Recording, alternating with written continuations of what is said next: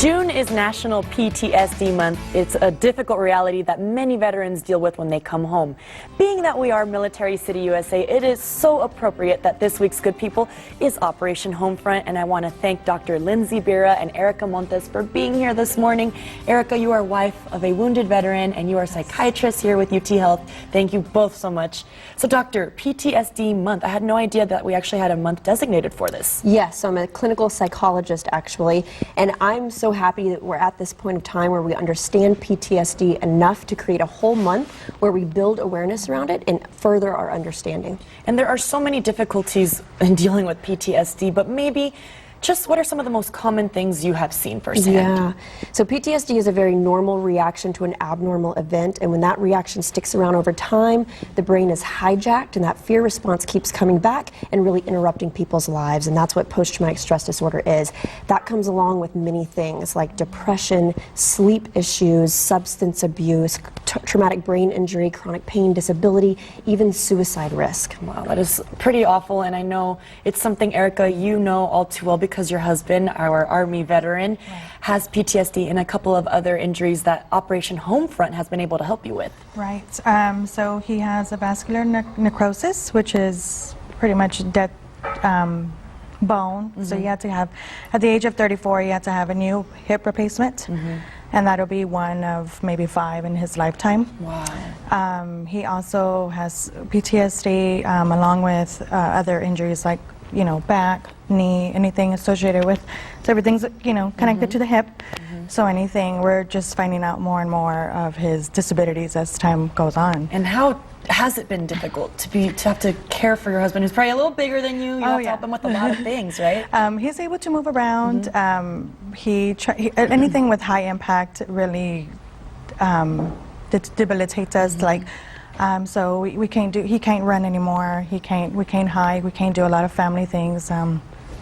Sometimes going to theme parks, so we have to take numerous breaks because it's really exhausting for him. I'm sure. And you have 3 boys. Right. Boys are active, so that means there's a lot of moving around going on. Yes. So how has Operation Homefront been able to help you?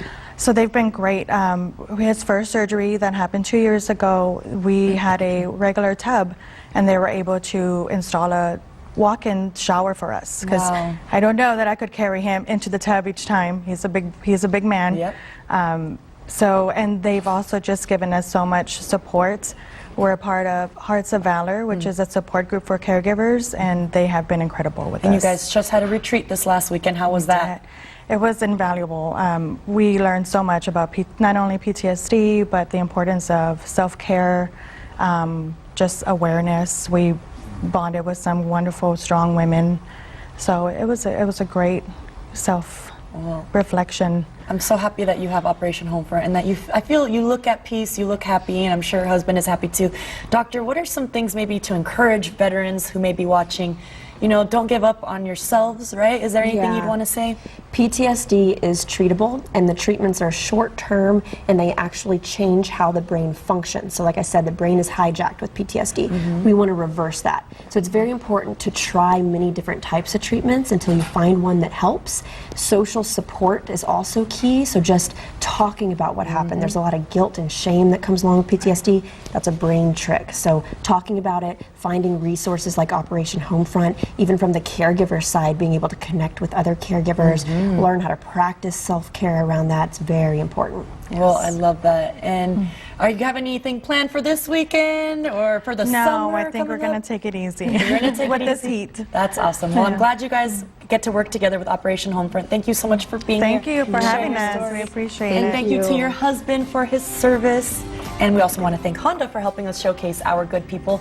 If you guys would like to nominate someone, please email us at goodpeople@kens5.com. We are always looking. But don't go anywhere because there's some changes coming to downtown starting Monday. Find out where and why after the break. Do you guys have to drive through there at all?